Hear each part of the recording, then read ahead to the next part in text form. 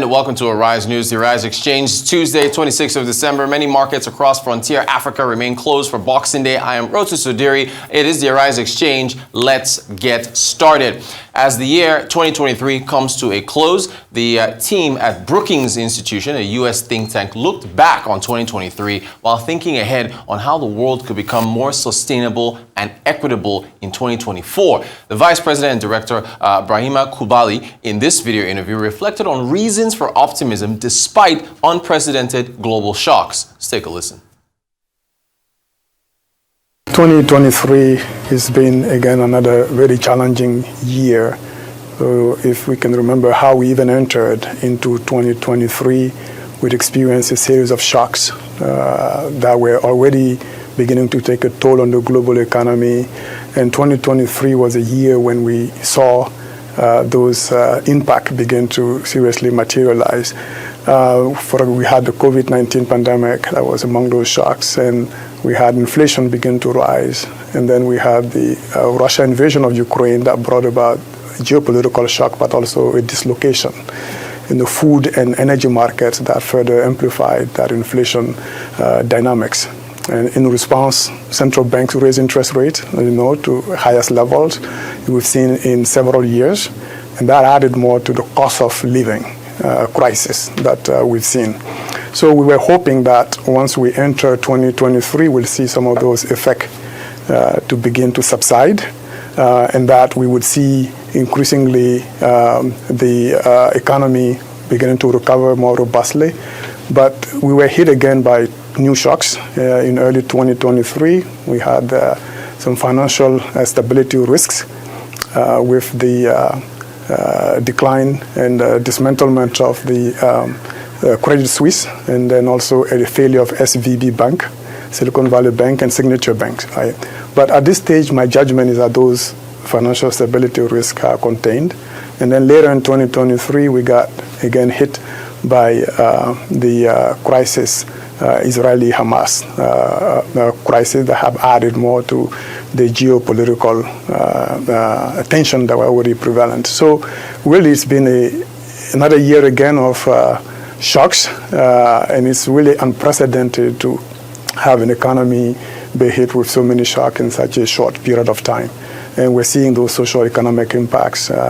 Poverty levels are rising by most estimates, 150 million people additional among those living in extreme poverty. We see inequalities rising.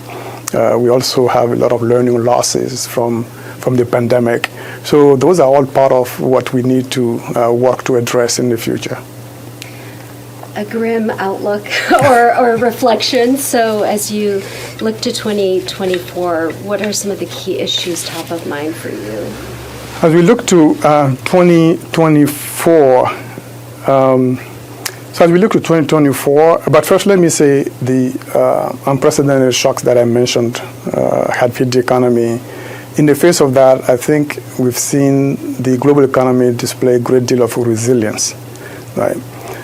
So we will hope to see that resilience continue into 2024. But given the number and magnitude of the shocks, I think there's now emerging consensus that we'll see global growth slow, perhaps in the range of 3% in the near term. And then at least compared to the past several decades, and we hope that past that near term we can enact policies that could revive growth. So that's going to be one reality of 2024. The second reality is that the socio-economic impact that I mentioned, I think, are going to persist. So it would be important to strengthen social safety nets and also to show a great deal of global solidarity to support those in low-income countries, but even in advanced economies who are disproportionately impacted by those shocks. And in 2024, I think inflation is going to be key. We've seen some moderation in inflation in recent months. And if that moderation persists into 2024, it could be a pivotal moment where we'll see central banks now beginning to lower interest rates. And along with that, we're going to see a reduction in the cost of financing, which would be very much welcome for both nations struggling with sovereign debt situations, as well as households also struggling with the high cost of borrowing. And then the other progress that I'm really hopeful that we'll see more of in 24 is on climate change.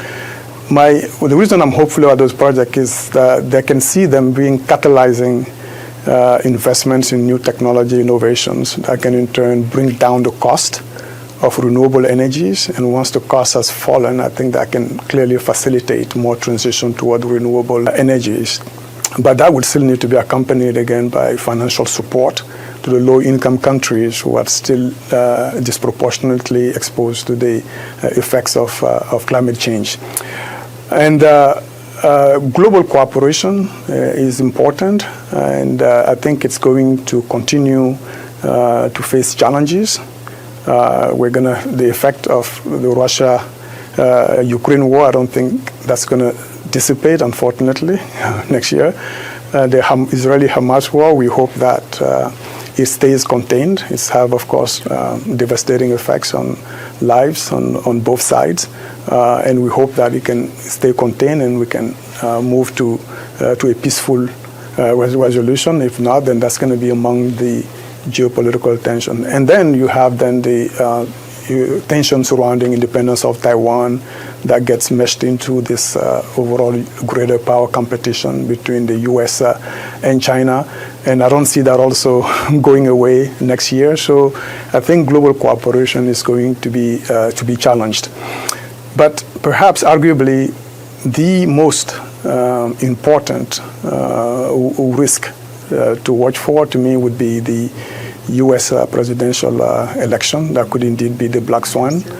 I say that because if we end up with an administration that deprioritizes global cooperation, I think it's going to impair our collective ability to respond to the global challenges, and that we do have a few. I mentioned climate change.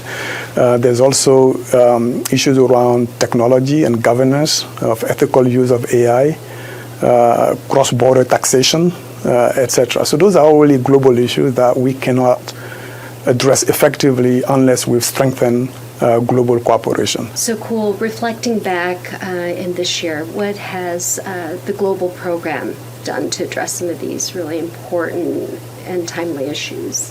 Yeah, I think my colleagues and I have really been quite busy. I think some of the challenges we've mentioned, the challenges that we have taken on as a priorities within the global economy program, and I can just list a few. We've been heavily involved with the reform of the multilateral banks, the development banks. A couple of the reports of the G20, for example, on the subject were authored by members of our group. We've also initiated a series of roundtables to discuss with independent experts, both from the global north and global south, on how we reform the international financial architecture. So those roundtable conversations are ongoing, and they're going to persist into early next year. And we'll have some reports and deliberation that we would make public.